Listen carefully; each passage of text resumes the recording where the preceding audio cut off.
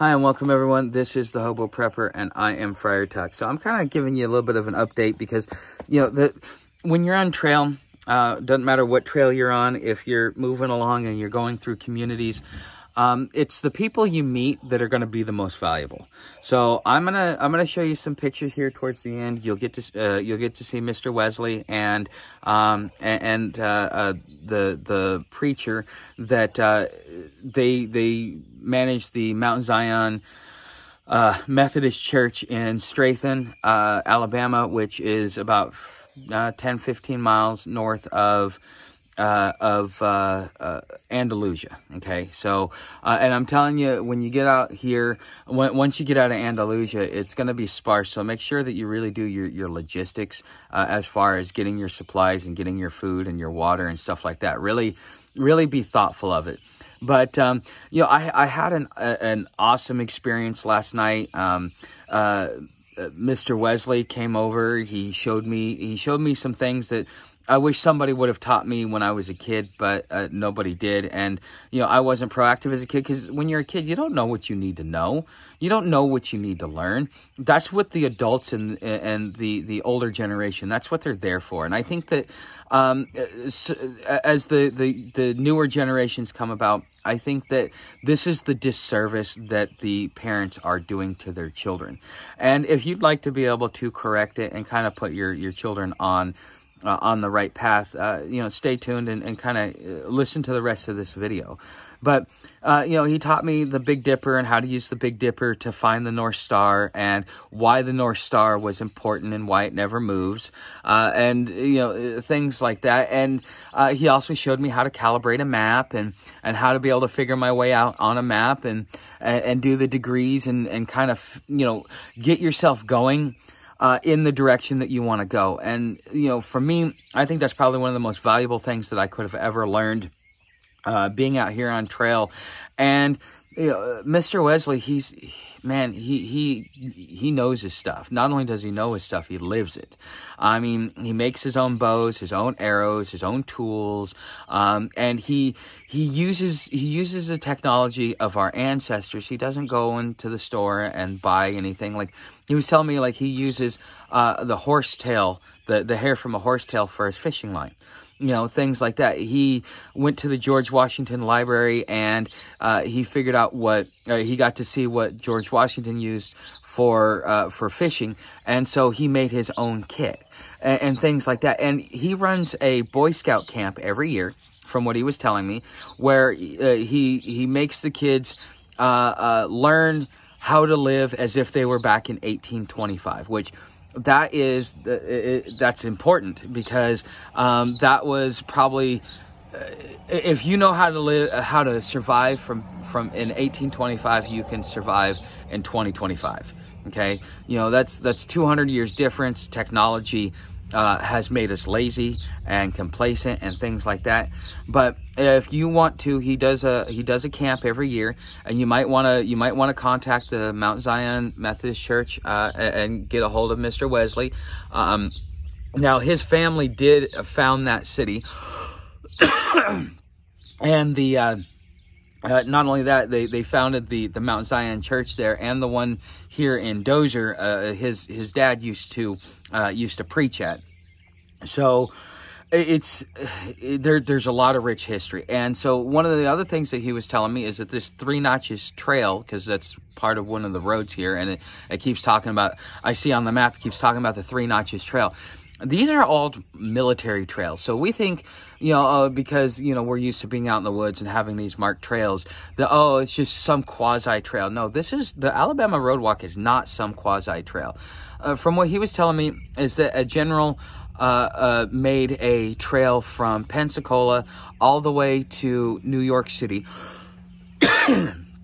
And it's just, and this is part of what the Alabama Roadwalk is. And so you're walking an old school military trail that, when the day comes and the world falls apart and you need to be able to bug out, you need to be able to move on the road and things like that. You'll be able to move on the road.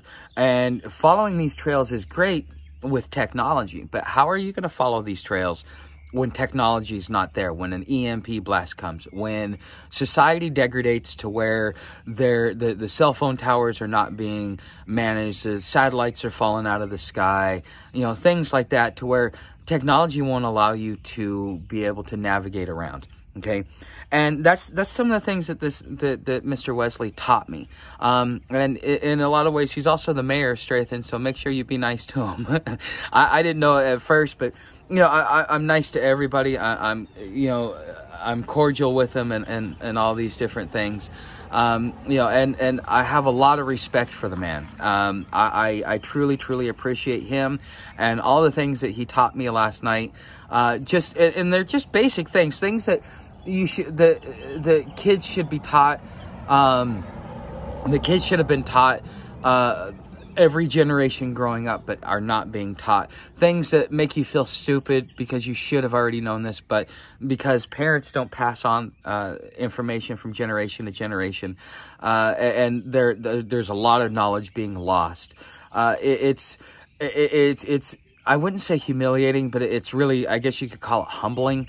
To where you look at it and you go, man, I really wish that my parents would have taught this. And that, because I mean, my old man, he was in the Army. He did communications. He had to do relay. He had to know how to read a map because he had to know how to navigate himself. These trails were put together for the military to begin with.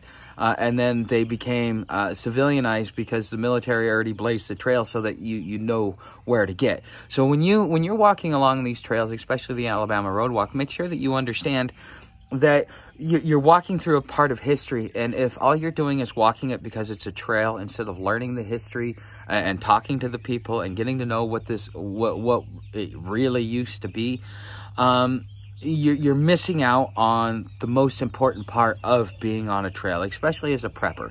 So, go back in history and look at all the old military maps and all the old military trails, because from what he was explaining to me, all these roads used to be trails that the military had to get to different places. This is the best route to get to here. This is the best route to get to there, so on and so forth. And it's just... you don't know how much you don't know until somebody tells you how much you don't know.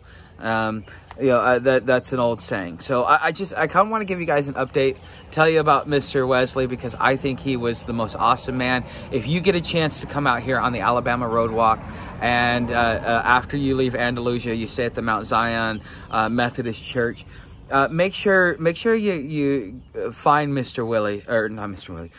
Wesley, and have a conversation with him.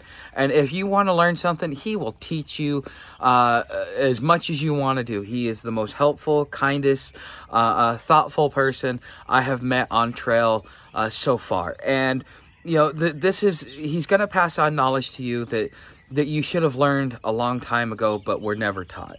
And again, he runs a Boy Scout camp every year where he teaches the kids to live back in 1825 off of that technology. They got to make their own shelter. They got to do all their own stuff that a lot of preppers, have to go on YouTube to learn and stuff like that. He teaches these kids, and it's important that these kids learn these things, because when the world falls apart, what are they going to have to live off of? How are they going to survive? It's extremely important that they learn these things, and as parents, this is our duty, is to make sure that our kids can survive. So, make sure that when you're walking through these towns that you communicate with people, that you say hi, and introduce yourself. And yeah, you may be an outsider, but if you show that you're not a crappy person, and that you're honest and you're forthright and all those good things, these people will take care of you. They will share with you local knowledge and things like that. And this is going to be what's going to be really, really important for you if you ever have to bug out in this area or come in this direction, or just if you're on trail and you just want to kind of understand why you're walking this long-ass road walk. Well, it's a military trail that will get you to where you need to go. So anyways, guys, you know how to help the channel. Like, subscribe, share, become a member of Patreon, leave a tip in the tip jar. My affiliate links are down below, all that stuff. So, but I'm getting close to being monetized. And so those of you that keep subscribing, thank you for being subscribers. Keep on chugging along. So, again, I will see you in the next video. If you have any questions or want to know more, just make sure to ask down in the comments section.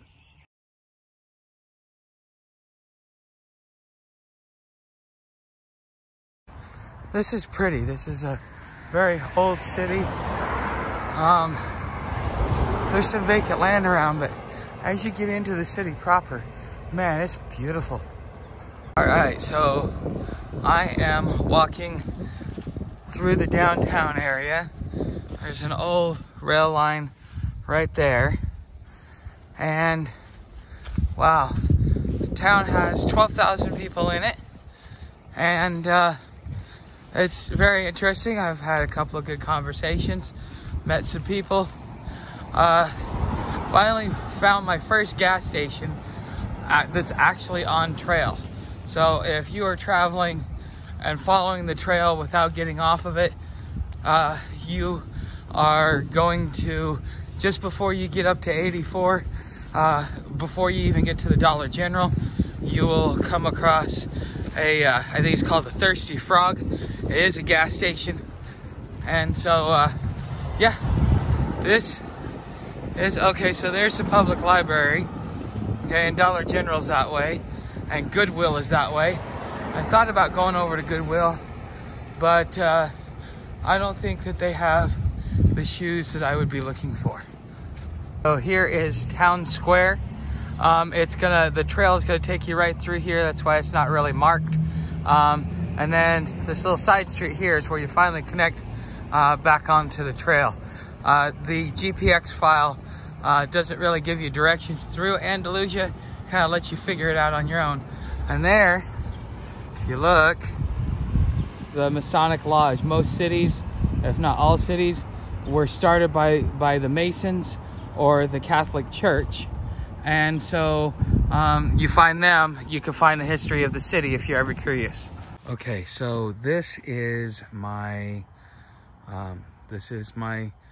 hammock that I have here. And so as you see, I'm still trying to adjust it, but this is probably the best distance I've gotten on this as far as getting it set up. So I should be able to sleep a lot better tonight than usual.